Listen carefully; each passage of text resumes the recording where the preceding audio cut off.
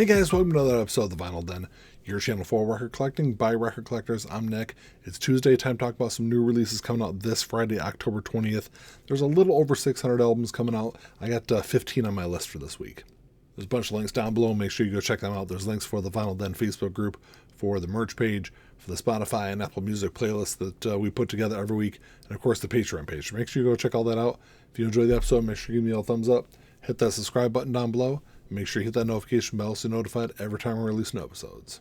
Like I said in the intro, there's a little over 600 albums coming out this week, so if there's something I don't talk about on the show today, make sure you drop me a comment down below. Let me know what you're looking forward to picking up. And like always, if you're unable to find any of these in your local brick and mortar stores, they're all available online. I'll put links down below. I'll actually put a bunch of links down in the pinned comments on the video here.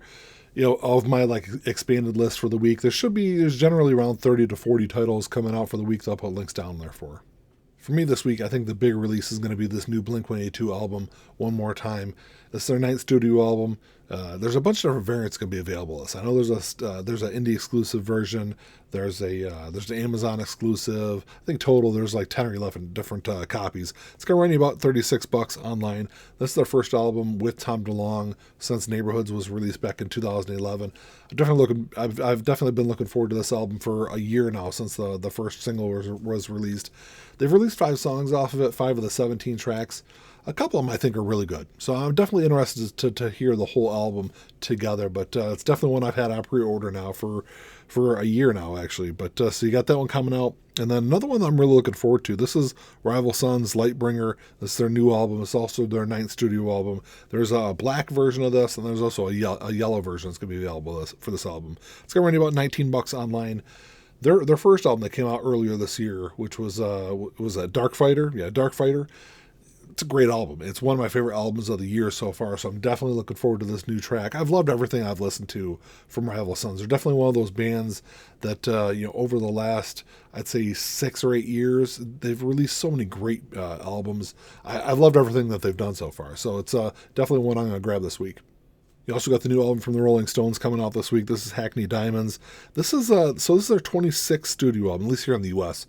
It's their 26th album. I think in the U.K., I think it's the 24th album. But anyway, there's so many different variants. If anyone wants to complain about variants, it's this album. You can say what you want about Taylor Swift or whatever you want.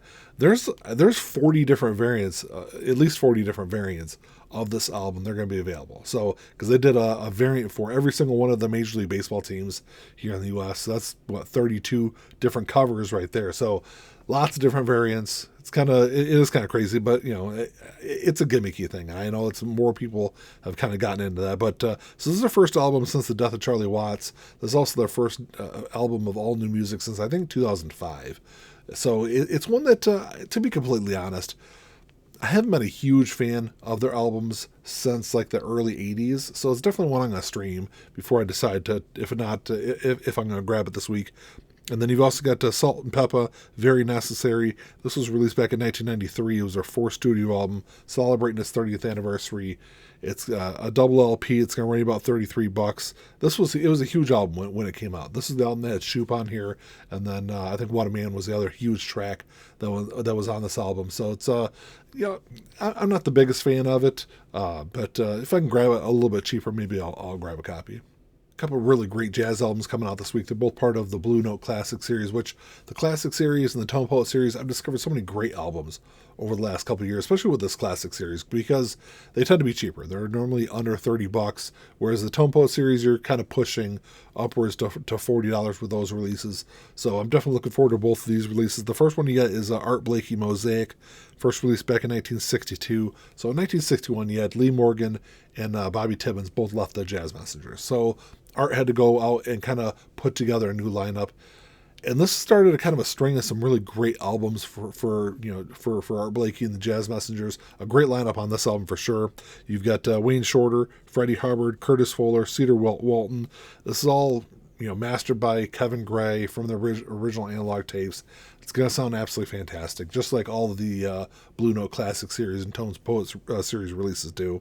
So you got that one coming out, and then you got Hank Mobley, No Room for Squares, released back in 1964. This is the same thing. It's all mastered by Kevin Gray and all that stuff that comes along with all the Blue Note series releases. But this is one that I've kind of slowly gotten more into Hank stuff over the last couple of years. I think I've only got 2 or 3 of his albums, and this is one that I'm not familiar with, even though it's got great reviews. So it's definitely another one that I'm going to pick up this week.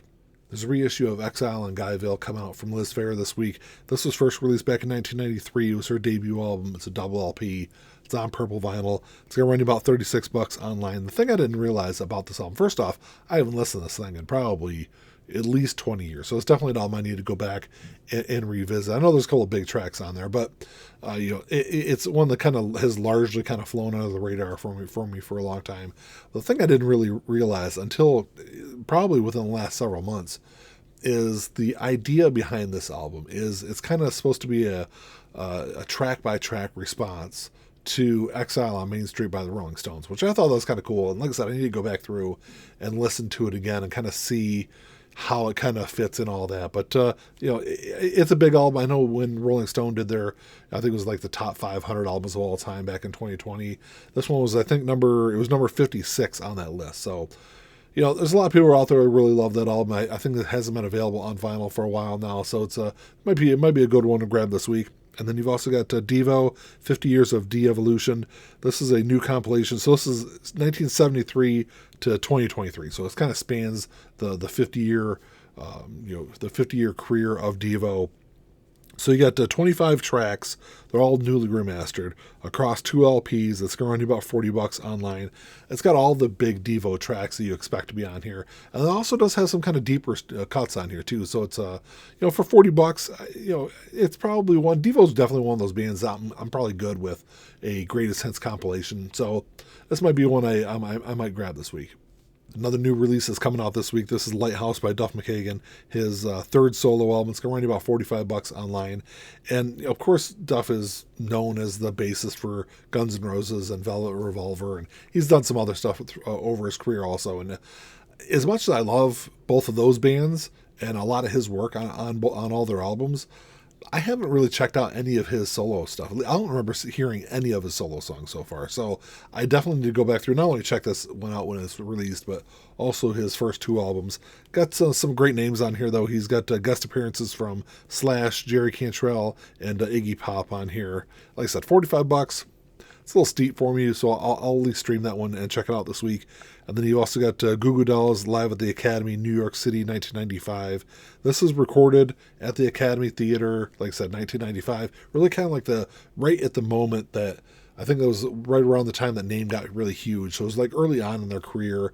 And Goo Goo Dolls is a really interesting band because they really evolved from this like late 80s punk band almost to this almost unrecognizable band by like the mid to late 90s. Very, very different path that they took in their career. And I'm at least interested in checking this one out because I hope they've got some of that earlier kind of punk stuff on here. I haven't seen any kind of track listing that's on here, but it's a triple LP. It's going about $48 online. It's got 32 tracks.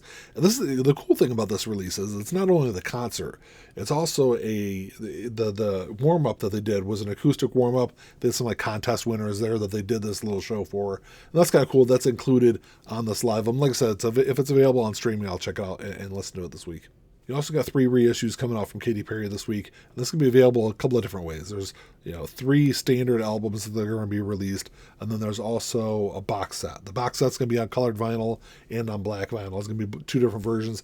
I think the box set's sold out a long time ago when the pre-orders first went up, and I think there's some like bonus content material that's included in the box set that I don't think is available on the standard albums. But anyway, the first one, this is One of the Boys, released in 2008. It's her second studio album, celebrating its 15th anniversary. Gonna run you about $26 online. This is her big breakout album. This had Hot and Cold on there. It had I Kissed a Girl on there. Both of those were big hits when the album first came out. And then you got Teenage Dream, released in 2010, her third studio album. It's a double LP. It's going to run you about $33 online. This is the album that made her a big superstar. There's a bunch of hits that came off. This is actually the first album by a female artist to ever have 5 #1 singles on there. So like I said, big album when it came out. I think it's probably one of the best pop albums of the 2000s. And I'm not the biggest pop fan, but, off the top of my head, maybe there's a couple more I'd put ahead of it, but it's a fantastic album. It's really the only album of hers that I really like. I actually already have a copy of it on vinyl. And then the third one is Prism, released in 2013. It's her 4th studio album. It's a double LP, 10-year anniversary. Going to run you about $33 online. And this is the album that I think the only track that I know off of it is just Roar. I don't think I've ever listened to the entire album. It's definitely one I need to go back through and revisit. From what I understand about it, though, the album was supposed to have these like dark undertones to it, and it really kind of ended up being almost like a dance pop album. So it's I'm not really sure, at least from the reviews I read about it, if I'm really gonna like it. But I'll definitely go back through and check it out this week. Over the last couple of months, the Damned have been slowly kind of reissuing some of the stuff from their catalog. This week you got Punk Oddities and Rare Tracks, 1977 to 1982. This was first released back in 2014. It's going to run you about $30 online. And this is on green and black splatter vinyl. This is a compilation of some rare and live tracks. In total, there's 12 tracks on here. 6 of them are live. There's also a great demo version of Love Song, which probably, at least in my opinion, is probably the Damned's best song. There's a demo version of that on there. Some other great tracks that you would expect there to be released from the Damned. If you're unfamiliar with the Damned, they're one of those British punk bands, late 70s. I would definitely put them up there with The Clash, the Sex Pistols. It's kind of leading the charge from the UK as far as punk goes. So it's that one coming out. And then the last one on my list is David Bowie Pinups, released in 1973. It was his 7th studio album, celebrating its 50th anniversary. It's going to run at $21 online, which I think is a great price for a new release. The interesting thing about Pinups is it was kind of supposed to be just like this throw-in album. He had so much success with coming off of Ziggy Stardust, coming off of Aladdin Sane, that they just kind of wanted to put something else out there to kind of keep that momentum going.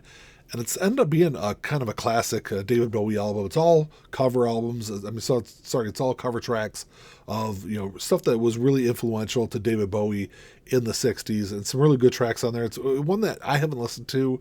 It's probably been a good couple of years since I've listened to it, and I don't own a copy of it on vinyl, so I'll definitely grab a copy this week.